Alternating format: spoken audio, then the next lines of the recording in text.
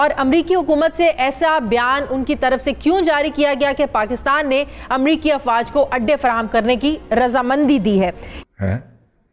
اس کا مطلب ہے کہ اڈے دیے جا چکے ہیں، اس کا تو یہی مطلب نکلتا ہے۔ اب اس کے اوپر پورے ملک کے اوپر ہاہاکار مچ گئی کہ جناب اس کا مطلب ہے کہ ہم نے اڈے دے دیے ہیں۔ وہ تو امریکنز کے حوالے ہو چکا ہے اور وہاں پہ امریکنز آ چکے ہیں۔ جو ہمیشہ سے ہم سنتے آ رہے ہیں کہ پاکستان جو ہے وہ امریکہ کی بوٹ پالش کرتا ہے۔ اسرائیل کی طرف سے مسلم دیشوں کو خاص کر ترکی، ملیشیا اور ایران کا نام لے کر یہ دھمکی دیا گیا ہے کہ جو حماس کو پناہ دے گا اس کے گھر میں گھس کر ماریں گے۔ دراصل فلسطین میں وہاں کا آتنکی سنگٹھن حماس ہی اسرائیل کے ساتھ جدھ لڑ رہا ہے، اور جس کو ایران، ترکی اور ملیشیا سے کہا جاتا ہے کہ ہتھیار پردان کیے گیا ہے۔ اسرائیل کی دھمکی اور اس کے کارن پاکستان کو چھوٹی کپ کپی کو بیان کرتی پاک میڈیا کی پرچرچا۔ آئیے آگے۔ امریکی ایک اسٹینڈنگ کمیٹی تھی ان کی پارلیمنٹ کی، اس کے سامنے پینٹاگون کے نمائندے نے جو پیش ہو کے دی اسٹیٹمنٹ، اس اسٹیٹمنٹ کے اندر کہا گیا کہ پاکستان امریکہ کے لیے افغانستان کی طرف رسائی کی سہولیات جو ہیں وہ جاری رکھے گا، ٹھیک ہے، ہوائی اور بری سہولیات۔ میں اس کا اردو ترجمہ جو ہے جو میرے ذہن میں آیا فوری طور پہ انور اقبال صاحب کی خبر کا، اور انہوں نے یہ پہرا کوٹ کیا ہوا تھا، جاری رکھے گا۔ جاری رکھے کا مطلب کیا ہوا؟ اس کا مطلب ہے کہ پہلے کوئی چیز ہو چکی ہے اور وہ جاری ہے اور اس کو روکے گا نہیں، جاری رکھے گا۔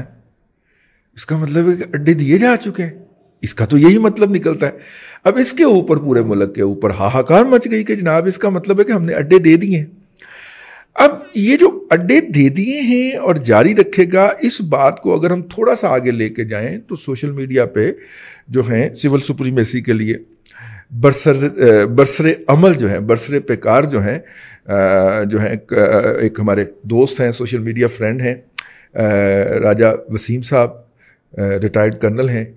انہوں نے پچھلے دنوں ایک ٹویٹ کی تھی، اور اس ٹویٹ میں انہوں نے کہا تھا کہ آپ آج جیکب آباد ایئرپورٹ پہ، جیکب آباد کی پورٹ کے اوپر اپنے ایک امریکی دوست کو مل کے آ رہا ہوں، اور میری تو آنکھیں کھلی کی کھلی جائے گی، کوئی اس طرح کی ان کی ٹویٹ تھی۔ تو جب ان سے میں نے ان باکس میں پوچھا تو انہوں نے کہا کہ وہ تو امریکنز کے حوالے ہو چکا ہے، یہ اس خبر سے کوئی 1 ماہ پہلے کی بات ہے، اور وہاں پہ امریکنز آ چکے ہیں، اور اب ظاہر ہے کہ وہ سوشل میڈیا پہ تو ان کو اتنی پذیرائی نہیں ملی کہ وہ ایک ایشو بن جاتا، لیکن ہمارے لیے یہ ایک بڑی اہم بات تھی۔ اچھا، ایک بات نوٹ کر لیں، اور وہ بات یہ ہے کہ اگر ہم دیکھیں تو شمسی ایئرپورٹ جو ہے اور جیکب آباد ایئرپورٹ یہ پہلے زیر استعمال رہ چکی ہیں، جب 9/11 کے بعد حملہ کیا تھا نا انہوں نے، ٹھیک ہے، وہ رہ چکی ہیں۔ اچھا، اب جو ہے وہ صرف جیکب آباد کی بات سننے میں آ رہی ہے۔ MLN کے ڈاکٹر احسن اقبال صاحب جو ہیں، سیکرٹری جنرل بھی ہیں اور MNA بھی ہیں، انہوں نے بھی اس کا مطالبہ کیا ہے کہ بھائی جان یہ بتایا جائے کہ آپ نے کب دیے تھے اور کیوں دیے تھے۔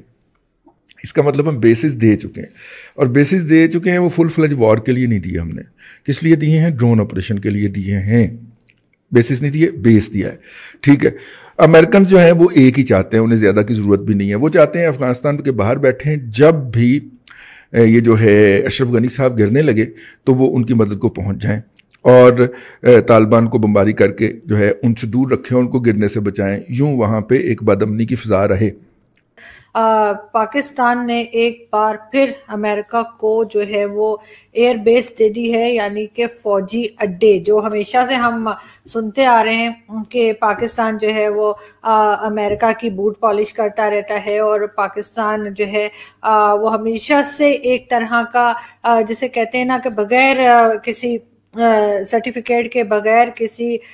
کوئی چیز ڈکلیئر کیے بغیر ہی ایک طرح کی غلامی ہم نے لکھا رکھی ہے امریکہ کے ساتھ، اور اس کا ایک اور ثبوت جو ہے وہ آ چکا ہے، اور وہ یہ کہ باجوہ صاحب، یعنی کہ آپ جن کو سب آپ لوگ جانتے ہی ہیں، قمر جاوید باجوہ، انہوں نے جو ہے وہ ایک بار پھر امریکہ کو ایئر بیس دے دی ہے،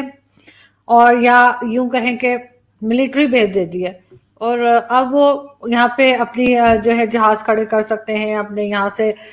کسی طرف اگر اٹیک کرنا چاہیں، چاروں طرف جہاں بھی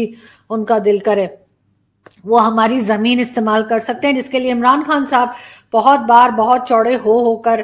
بول چکے ہیں کہ جی ہم کسی کی جنگ میں نہیں پڑیں گے، ہم کسی کو اپنی زمین استعمال نہیں کرنے دیں گے۔ یہ ساری باتیں ان کی ایک بار پھر عمران خان صاحب کی یہ تمام باتیں جھوٹی ثابت ہوئی ہیں۔ بنگلہ دیش، سعودی عرب اور پاکستان کو اگر ہٹا دیں تو باقی سارے دیش یا تو آرتھک روپ سے اتنے جرجر ہیں یا گرہ یدھ سے اتنے گرست ہیں کہ ان کو مانیتا دینے یا نہ دینے سے کوئی خاص فرق نہیں پڑتا، جیسے الجیریا، افغانستان، سیریا، صومالیہ، یمن، عراق، ایران اسی شریणी میں شامل ہے۔